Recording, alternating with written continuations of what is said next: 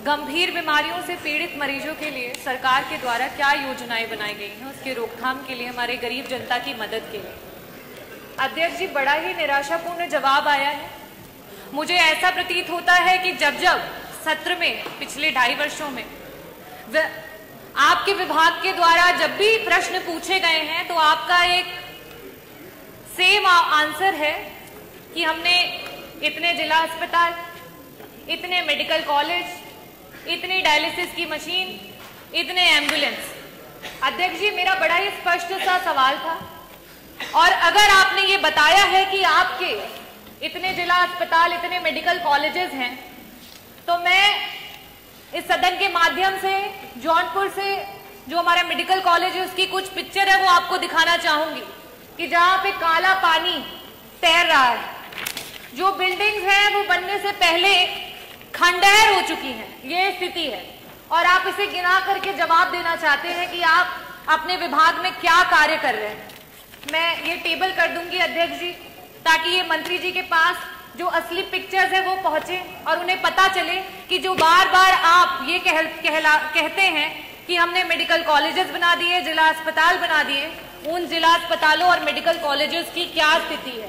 कुछ दिन पहले वहां के बच्चे धरना दे रहे थे, जिन्हें हम देश का भविष्य और आगे मेडिकल कॉलेजेस में एज ए डॉक्टर देखने वाले हैं। आज उनके पास ना शुद्ध पेयजल है, ना बिजली है, ना पानी है। हम मरीजों को क्या ठीक करेंगे मंत्री जी? हमारे तो डॉक्टर बीमार हो रहे हैं, कभी डेंगू, कभी मलेरिया और कभी जॉन्डिस से। ये स्थिति है अध्यक्ष जी। It is really shame for the UP health minister and the department of health ministry.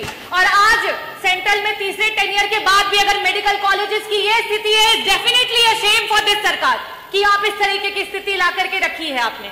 अध्यक्ष जी, जवाब में इन्हें ये देना चाहिए था कि गंभीर बीमारियों के लिए जो हमारे डॉक्टर्स होते हैं, चाहे वो पैलिएटिव मेडिसिन के डॉक्टर्स हो, चाहे आपके ऑन्को सर्जन्स हो, ऑन्कोलॉजिस्ट हो, गायनेकोलॉजिस्ट हो, न्यूरो एनेस्थीसिया डिपार्टमेंट के डॉक्टर्स हो, चाहे आपके कार्डियो सर्जन्स हो, सीटीवीएस के सर्जन्स हो, आपने कितने डॉक्टर्स को बढ़ाया? कितने डॉक्टर्स को आपने बढ़ाया? आज पेशेंट्स के अनुपात में आपके पास कितने आईसीयू के बेड्स हैं, कितने वेंटिलेटर्स हैं? अगर ये जवाब आता तो वाकई मुझे लगता कि आपके विभाग को कोई जानकारी है और सही में आप सरकार की और जनता के लोगों के लिए कुछ काम कर रहे हैं। अध्यक्ष जी, मैं वापस से अपने प्रश्नों पे आऊंगी कि मंत्री जी, सिर्फ और सिर्फ आपसे 2 प्रश्न हैं और उसके उत्तर गोल गोल ना घुमा करके सीधी तरीके से बस बता दीजिए कि आज उत्तर प्रदेश कैंसर जैसी बीमारी में देश में टॉप कर रहा है। ये प्रदेश आज इस समय वर्तमान में 2024 में हमारे पास कैंसर के 16 लाख मरीज हैं और हर वर्ष 2 लाख मरीज आपके बढ़ते चले जा रहे हैं। और इन गरीब मरीजों के पास ना तो पैसा है इलाज कराने के लिए और ना अस्पतालों में बेड्स। इन परिस्थितियों में अगर वो मरीज किसी प्राइवेट अस्पताल में जाता है, बड़ा बड़ा एस्टिमेट मिलता है। क्या सरकार कैंसर के सारे उत्तर प्रदेश के मरीजों को उनका जो एस्टिमेट जहां से भी बन करके आता है उसका एक मुश्त में पैसा उपलब्ध कराएगी कि नहीं कराएगी?